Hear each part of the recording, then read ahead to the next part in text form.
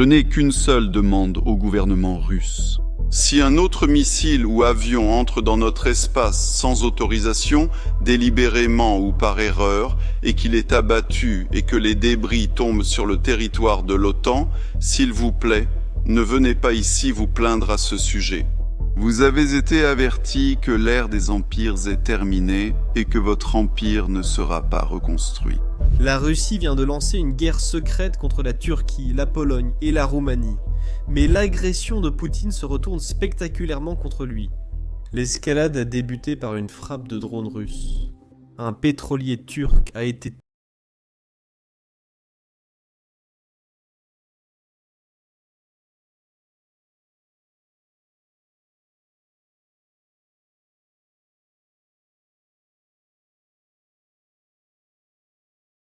également mené une opération de sabotage sombre à l'intérieur de la Pologne, que les autorités polonaises qualifient d'acte de terrorisme visant à paralyser les lignes d'aide vers l'Ukraine. Malheureusement pour Poutine, cependant, sa campagne de terreur échoue, et les actions de la Russie sont désormais qualifiées de déclaration de guerre par les généraux polonais. Cela force l'Europe à voir la vérité. Les ambitions impérialistes de la Russie sont réelles. Sans notre aide à l'Ukraine, la Russie utilisera ses ressources pour renforcer sa guerre contre l'OTAN. J'aborderai d'abord l'attaque russe contre la Turquie, survenue le 17 novembre à 2 h du matin. Des drones russes ont frappé un pétrolier turc de gaz de pétrole liquéfié dans le port d'Ismaïl, provoquant un incendie et une menace d'explosion, avec des conséquences potentiellement graves pour les villes voisines. Je vais vous montrer où se trouve ce port sur la carte. Vous voyez ce point rouge sur la carte de l'Ukraine, en bas à gauche du centre. C'est le port d'Ismaïl, situé à la frontière de l'Ukraine et de la Roumanie. Le pétrolier a été touché pendant son déchargement au port, avec 16 membres d'équipage turc à bord. Heureusement, l'équipage a évacué le navire en sécurité, mais il restait encore beaucoup de gaz naturel liquéfié à bord. Cela signifiait qu'il représentait une situation très dangereuse pour tous ceux qui se trouvaient à proximité, non seulement dans le port, mais aussi dans les villes et villages alentours. La Roumanie a donc évacué un village de 300 personnes situé à la frontière, près du port. Cela montre simplement que cette guerre ne met pas seulement en danger des vies ukrainiennes, mais aussi des vies turques, et également des vies européennes. Pour la Russie, peu importe, Poutine s'en fiche. Mais pour Poutine, malheureusement, Erdogan réagit quand des navires turcs sont attaqués. Et voici ce qu'il a dit, dès le lendemain. Chers membres de la presse, Distingués membres de la presse, lors de nos entretiens aujourd'hui avec mon cher ami Zelensky, nous avons également abordé des questions bilatérales. Nous avons réaffirmé notre engagement pour l'intégrité territoriale, la souveraineté et l'indépendance. Partenaire stratégique. À cet égard, je voudrais également déclarer que notre soutien aux Tatars de Crimée est une histoire extraordinaire. qui représentent un pont historique et culturel exceptionnel entre l'Ukraine et la Turquie, se poursuivra. Malgré les défis de la guerre, nous voulons porter nos échanges bilatéraux à 10 milliards de dollars avec le soutien des entrepreneurs turcs qui ont courageusement poursuivi leur travail sans quitter le pays. Dans ces conditions difficiles, nous aspirons à contribuer à la reconstruction de l'Ukraine. nous souhaitons y contribuer. Maintenant, la Russie ne s'attaquait plus seulement à la Turquie. Elle a mené une opération si secrète en Pologne que beaucoup parlent de terrorisme. Le 18 novembre, le Premier ministre polonais a publié une déclaration officielle. Des saboteurs ont tenté de faire exploser un train en Pologne, important pour l'aide à l'Ukraine. L'explosion a en fait eu lieu samedi soir. Les habitants de la région de Wielkmika ont signalé avoir entendu une détonation. Tôt le matin, un conducteur de train avait signalé une irrégularité sur la voie. Après, une enquête approfondie a débuté, et les enquêteurs ont découvert que différentes sections de la même ligne ferroviaire, plus près de Lublin, une tentative de sabotage de l'infrastructure ferroviaire aurait pu provoquer un accident de train et des pertes humaines. Heureusement, tout a été découvert avant que cela n'arrive. L'objectif restait très clair. C'est pourquoi le ministre polonais des Affaires étrangères parle de terrorisme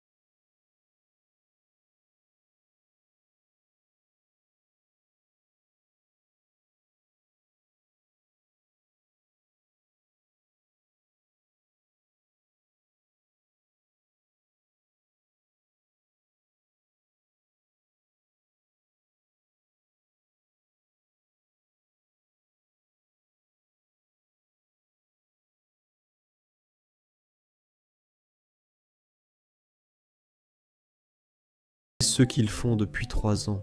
Et ça ne s'arrête pas du tout. Regardez ce clip datant d'il y a 1 mois. Ai-je bien compris que Macron veut entrer dans l'histoire de la France comme le dernier président? Cependant, personne n'écrira l'histoire de la France en cas de guerre nucléaire. Eh bien, tout l'intérêt, c'est qu'avec de telles mesures, ils rapprochent tout cela de plus en plus. Le moment où une frappe nucléaire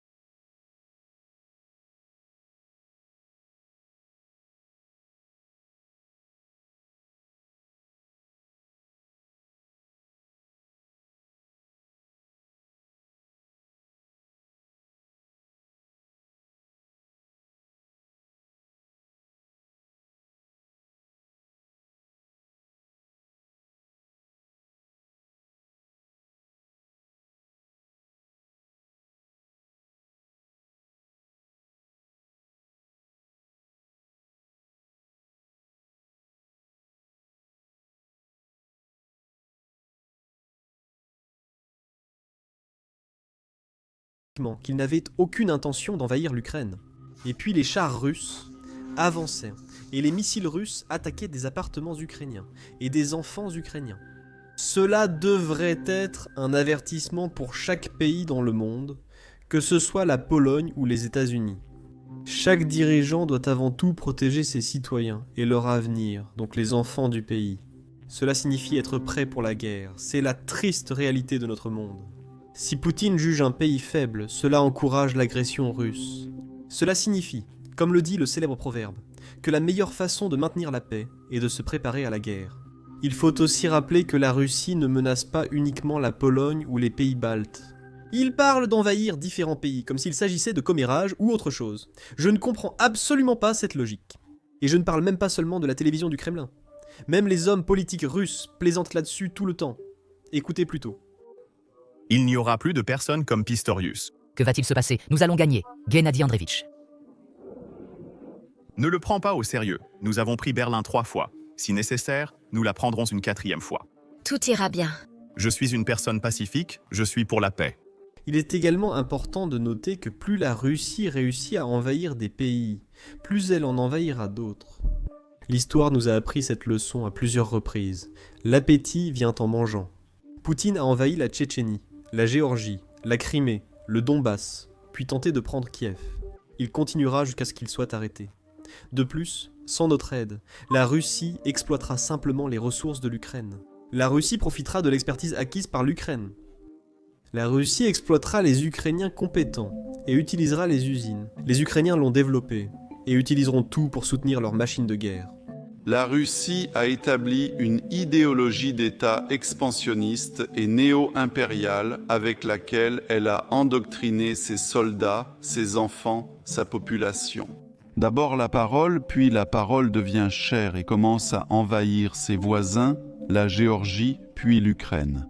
Et, bien sûr, si la Russie devait l'emporter en Ukraine, elle serait tentée d'utiliser le territoire, les ressources industrielles et humaines de ce pays pour aller plus loin. Et c'est pourquoi il est important de maintenir l'armée de Poutine aussi loin que possible de nos frontières, ce qui signifie aider l'Ukraine à se défendre. C'est pourquoi même le ministre allemand de la Défense alerte. Poutine ne cache pas ses fantasmes impérialistes. Agissons vite. L'OTAN sait se défendre, mais il faut rapidité, résilience et réserve solide. Plus de 20 000 d'ici 2030. La guerre du futur sera interarmes. Artillerie, chars, avions, cyber, drones. L'Allemagne doit accélérer les programmes de drones et l'innovation. L'agression russe montre que l'Europe doit renforcer sa défense. Ainsi, Pour les 75 ans de la Bundeswehr, le gouvernement cible plus de 21 000 réservistes et 220 000 soldats actifs. Des acquisitions accélérées ont permis le déploiement de F-35 Chinook, Léopard, Skyranger et d'une brigade complète en Lituanie. Tout cela est positif, mais aider l'Ukraine ne serait-il pas moins coûteux? L'Allemagne peut leur envoyer des touristes, nous des Tomahawks, permettant à l'Ukraine de stopper la Russie à sa position actuelle. Et je veux expliquer ce point.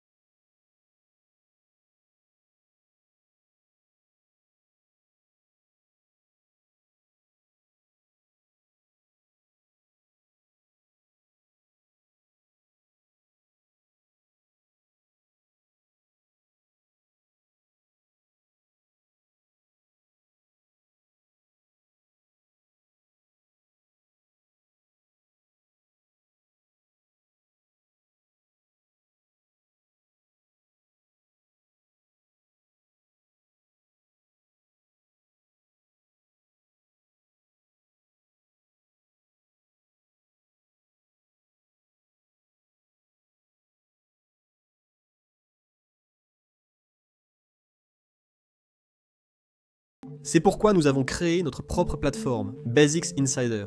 Nous l'avons construite à partir de zéro, donc nous n'avons aucune restriction. Ainsi, nous pouvons vous offrir une couverture non censurée de l'actualité en Ukraine et dans le monde. Donc, si vous êtes quelqu'un qui s'intéresse à ce genre de choses, si vous voulez soutenir le journalisme indépendant, alors allez-y, sans hésiter. Allez voir notre site web en vous rendant sur basicsinsider.com.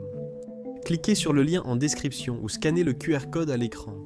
En rejoignant, vous accéderez à de nombreux contenus indisponibles sur YouTube. Vous soutenez aussi notre chaîne et notre couverture, merci beaucoup. Je suis Sam, à la prochaine vidéo.